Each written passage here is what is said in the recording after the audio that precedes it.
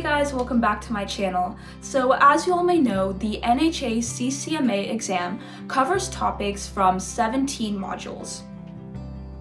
Here are the topics that the modules cover. You can pause the video to read through them all. In this video, I'm going to be covering some practice questions for Module 1, which is Healthcare Systems and Settings, for those of you preparing for the CCMA exam. So if you've watched my previous videos on prepping for the CCMA exam, you'll know that I recommended NHA's study guide and practice question bundle as a great resource.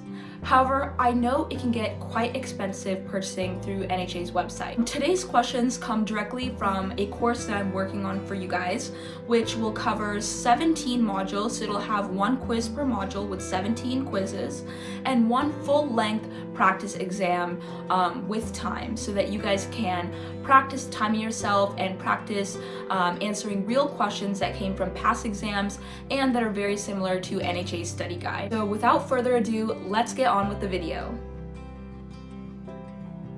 Alright guys, so here is the Module 1 Healthcare Systems and Settings quiz. Feel free to pause the video, I'll read the question and then go through the answer choices. So let's go ahead and begin. We will have 10 questions. Alright, so question number 1.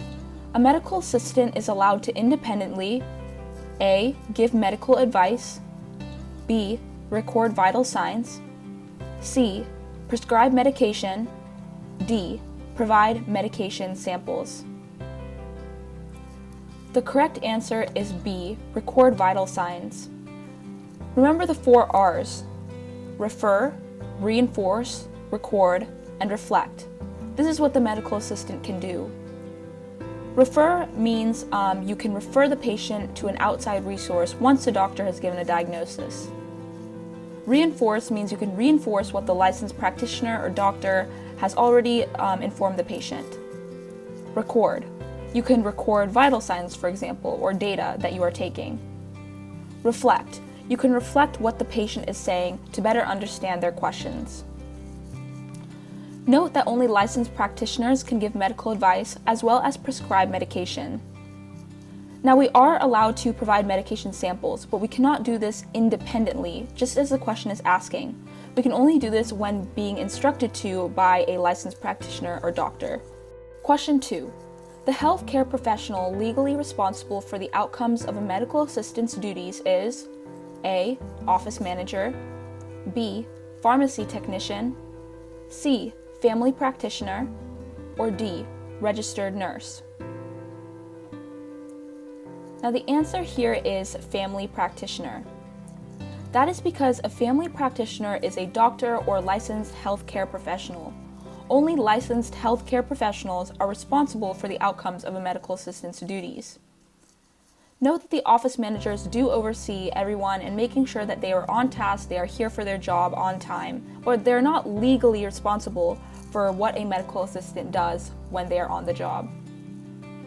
Again, pharmacy technicians and registered nurse do not legally look over medical assistants and make sure that they are doing the right things.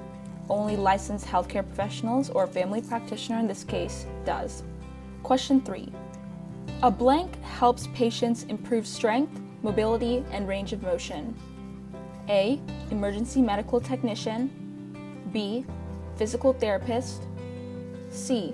Occupational therapist, or D. Radiology technician. Now the answer in this case would be physical therapist. A physical therapist helps patients improve their strength, mobility, and range of motion. EMTs, or emergency medical technicians, are kind of like medical assistants. They are not in the role of a licensed healthcare professional or doctor. A radiology technician is also very similar to an EMT and a medical assistant. Question 4. A provider wants to defer a patient with hyperthyroidism to a specialist that can help with this medical condition. Which of the following specialty clinics should the medical assistant contact? A. Endocrinology, B. Cardiology, C. Urology, and D. Gastroenterology. The correct answer for this is endocrinology, but let's see why each of the answers are incorrect. So let's check gastroenterology.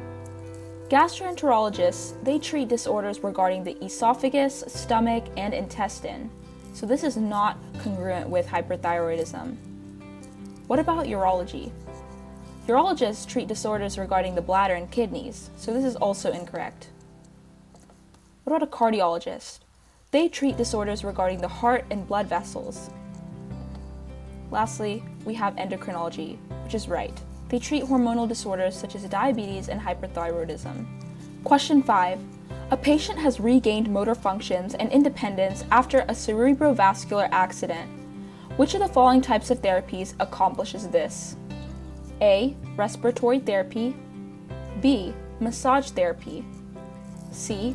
Physical therapy. Or D. Behavioral therapy. The correct answer here would be physical therapy. Cerebrovascular accidents refer to affected blood flow to the brain. Having a stroke is an example. Physical therapy is required to regain function in parts of the body where function was lost. Question 6. What type of provider can assess patients of all ages and wide variety of medical conditions? A. Internist. B. Specialist. C. Pediatrician. Or D. A family practitioner. Note two things in this question.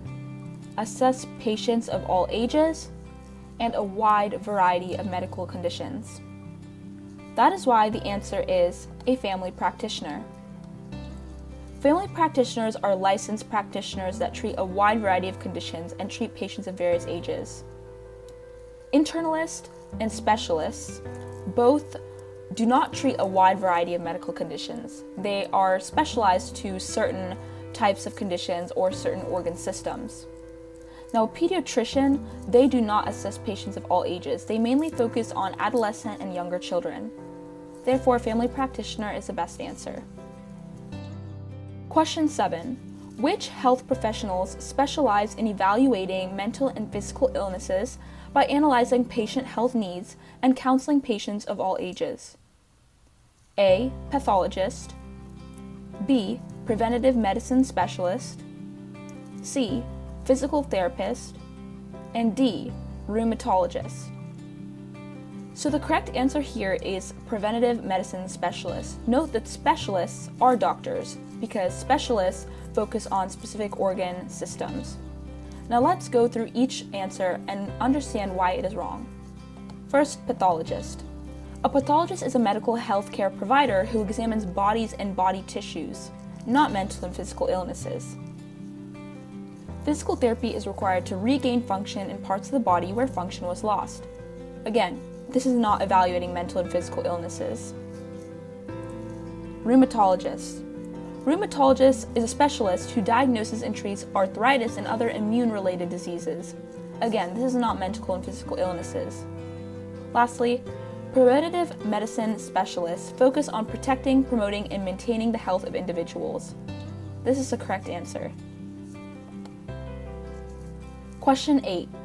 The oldest and largest system of independent health insurers in the United States is A. TRICARE, B. Medicare, C. Blue Cross Blue Shield, or D. Medicaid. The correct answer is Blue Cross Blue Shield. But let's see why each of these answers are incorrect and what they actually focus on. So TRICARE is the healthcare program for uniformed service members, retirees, and their families around the world. Medicare is federal health insurance for people 65 or older and some younger people with disabilities. Lastly, Medicaid provides health coverage to low-income adults, children, pregnant women, elderly adults, and families. Therefore, Blue Cross Blue Shield is the correct answer. Question 9. A provider has instructed for a referral slip to be sent to a specialist for a patient that has vertigo. To which of the following specialists should the patient be referred? A. Otolaryngologist. B. Anesthesiologist. C. Neurologist. Or D. Ophthalmologist. The correct answer in this case is an otolaryngologist. First, what is vertigo? Vertigo is a feeling of spinning even when you're not moving. This lack of balance is caused by problems with the inner ear. otolaryngologist focuses on ears, nose, and throat, making this the correct answer. Anesthesiologists focus on anesthesia. Neurologists focus on the nervous system. And ophthalmologists focus on the eye. Question 10. You're almost there. Which of the following roles does not require a certification based on state regulations, but provides an opportunity to attain one? A. Diagnostic radiologist. B. Physician assistant. C. Anesthesiologist. Or D. Medical assistant. The answer to this question is D. Medical assistant. That is because medical assistants are not required by law to have certification. However, some jobs require it while others do not. It is beneficial to receive higher pay and provide quality experiences to patients. Diagnostic radiologists and anesthesiologists are both types of licensed practitioners. They are doctors, so they do require certification and 4 years of medical school to be able to practice medicine. A physician assistant is one level below doctors. They are required to have 2 years of a post-graduation program in order to become a physician assistant. Alright, so here are our results. So the course shows what you got right, also what you should review, and it gives you your score right at the top. So we got 7 out of 10 because we reviewed some other wrong answers before we selected the correct ones. So the nice thing about this is you can click into each question and review the answers and the question and what you put, if you got it right or wrong, etc. So a helpful tip when reviewing questions that you got wrong is, of course, understanding the question, understanding the answer, but then making flashcards on these questions. So you can write the question on the front with the answer choices and then put the answer on the back so that you can practice using active recall, active learning to answer the questions. So after you finish all 17 modules, if you're still thinking, what do I need to review? You can go back to those flashcards and practice with them to make sure that you're always getting it right. Well, let me know how you guys did in the comments below. And always remember, you're never in this journey alone. I was stressed out, overwhelmed, not sure what to study or where to even start. So just know that you guys are taking the right steps and even watching this video, doing practice questions and things like that. Just know that I'm so proud of you guys for taking this next step in your careers, and that I know you will pass the exam with all of the hard work that you're putting in. Also, a quick reminder, if you're looking for a quick review or what's going to be on the exam, how is the exam run from start to finish, make sure you check out my other videos. I have about 3 or 4 videos out right now, just covering topics on the CCMA exam, and also kind of walking you through exam day if you're taking it virtually, because I know that that is a new option now due to COVID. If you guys would like more videos like this, let me know in the comments. Well, that's it for now. I'll see y'all next time.